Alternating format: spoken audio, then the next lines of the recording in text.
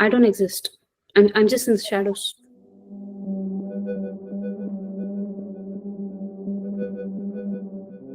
I'm Dr. Sujaritha Janarthanam. So I'm an international medical graduate. I studied in India. I finished my MBBS in India, and I moved to the UK. And one of the core reasons that I moved to the UK was I was very much impressed by the NHS, their trust values, especially equality and their patient-centered care. Final aim was to become an interventional cardiologist, which is what I'm aiming for. I passed my PLAB 2 in October 23, and I got myself GMC registered in March 24. And from then on, I've been in UK and I've been looking for multiple jobs, but I was not fortunate enough to get a job. So I've been doing multiple clinical attachments, which are just observership roles that you might know. Currently here now doing honorary clinical fellow in Liverpool NHS Trust, which is just an unpaid job I'm doing as an observership role. So tell me a bit about your experience with applying for jobs, so training jobs and fellowships. So every day I used to wake up and keep looking for jobs, and it will take around 2 to 3 hours every day looking for jobs, applying them. It's been like 1.5 years now. Yeah. Recently I've noticed that there are literally no jobs. I used to spend 2 hours applying for a job. Now I'm spending 2 hours just looking for a job. I've been applying all throughout the UK, even in Scotland and Northern Ireland. I've been applying for locum jobs as well. I've been applying for volunteer jobs as well. Fortunately, I've never been shortlisted anywhere. I have applied over 350 jobs. Have you made it to any interviews? No, unfortunately not. For any non-training jobs, which is the most preferred jobs for IMGs before entering into a training program in the NHS, each trust receives around 500 to 1,000 applications. It usually looks for the words prior NHS experience, which people like me will not have. So because I do not have prior NHS experience, my applications gets rejected then and there, and it is not even human read. And I cannot get prior NHS experience unless and until some trust employs me. So I'm caught in this loop. I'm caught in this loop of not having prior NHS experience without having first NHS job. Many of the IMGs I've spoken to are also going through the same trouble.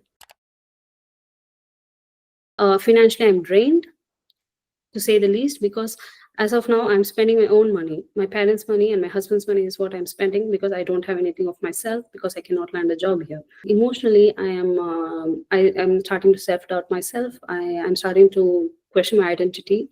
And even though this is personal, I think it's important for me to register that I'm seeing a psychiatrist now, because mentally I've not been in a good place. And many IMGs are in the same place as me. They are reaching out for help because they don't have anyone else. I'm just useless here. I'm not earning anything. I'm just spending a lot of money.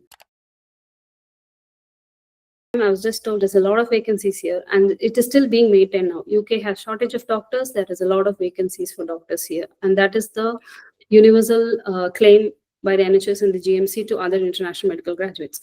But unfortunately, after I came here, I realized it's not completely true.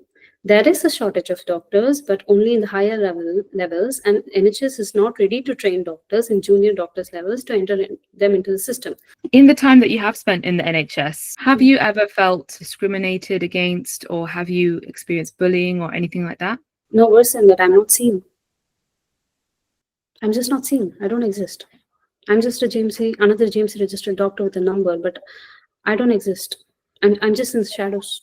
Doing an attachment, I sit with the patients, I do discuss some cases, but I'm not equally seen as a doctor there, because even though I do everything the same, I follow good medical practice, I am GMC competent, I am competent as other doctors there, but people do not consider me a doctor because I do not have an actual job.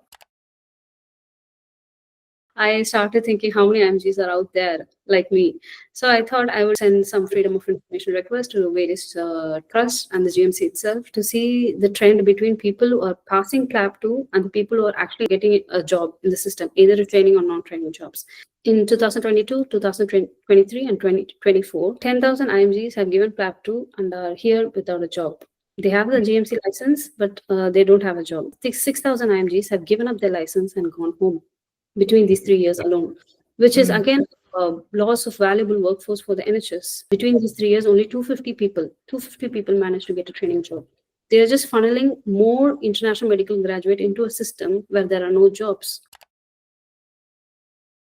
So I would advise my juniors, do not consider coming to UK at this moment, unless some things radically change. I see.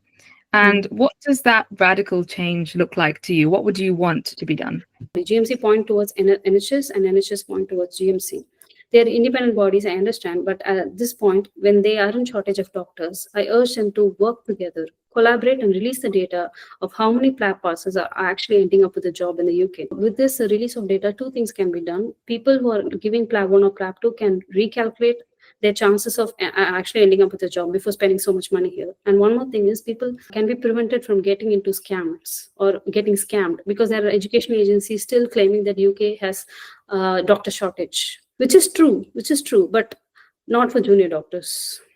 And the other thing GMC can do is, people who have already passed PLAB and are waiting for their job. I mean, we should be considered, because we have proved ourselves competent, equal to the local graduates, and we should be given a chance to prove ourselves. Then we can take the defeat, and maybe that's an actual defeat that we can go home with. But just not giving us a chance is cruel. I'm sure the situation is very difficult right now, and it seems bleak. But do not lose hope. You've come so long, and you've proved you're very much competent in a system that is failing you. Things may seem very dark before there's dawn.